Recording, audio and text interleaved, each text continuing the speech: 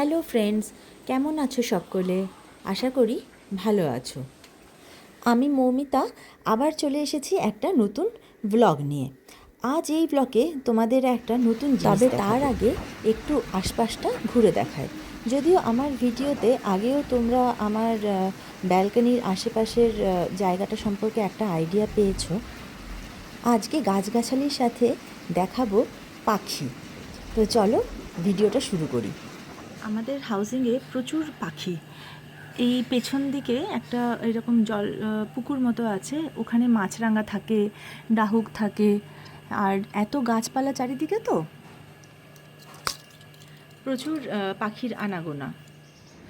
তোমরা দেখতে পাচ্ছ, লক্ষ্য করেছো ওই টবের উপরে একটা পাখি বসে আছে? এটা হচ্ছে একটা ঘুঘু পাখি। আজ সকাল থেকেই দুটো পাখি খুব হুটোপুটি করছিল ব্যালকনিতে। একটা বারবার আমার এই টবের কাছে বসছিল আর উড়ে যাচ্ছিল। প্রথমে খেয়াল করিনি, তারপর দেখি মুখে করে শুকনো কাঠি, ডাল এ সমস্ত নিয়ে আসছে। খানিকক্ষণ পরে দেখি এই যে এরকম করে বসে আছে। বুঝলাম বাসা বাঁধবে, ডিমও পারবে। আগেও এরকম হয়েছে। পাখিটা বসে আছে ওই সামনে যে আম গাছটা দেখতে পাচ্ছ তার ডালে। একটু আগে এসে মা পাখিকে খাবার দিয়ে গেল। মাঝে মাঝেই আমি কাজকর্ম ছেড়ে জানালা দিয়ে উঁকি মেরে ওদের কাণ্ড কারখানা দেখছি।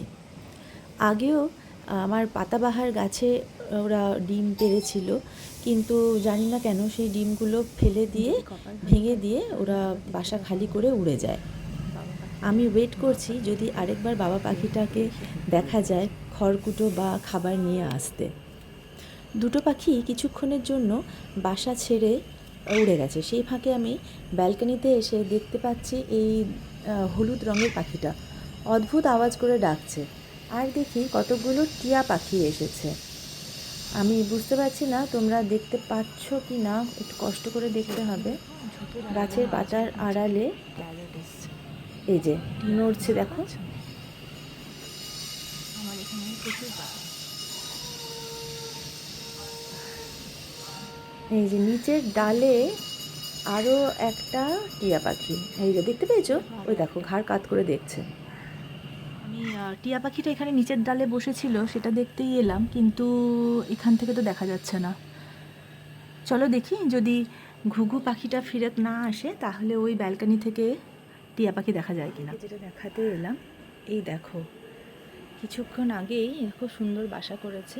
এই ব্যালকনিটা আমরা এখন আর ব্যবহার করব না যতদিন না ও ডিম দিচ্ছে বা বাচ্চা হচ্ছে। না, মা পাখিটা এখনও ফেরত আসেনি। আমি আমার বেডরুমে জানলা থেকে আগে চেক করে নিই পাখিটা আছে কি না, তারপরে আমি ওই দিকের ব্যালকনিটা খুলি। আজ সারাদিন অপেক্ষা করেছিলাম আমি, বিকেলবেলাতেও সন্ধেবেলাতেও, কিন্তু আজকে পাখিটা আর ফেরত আসেনি।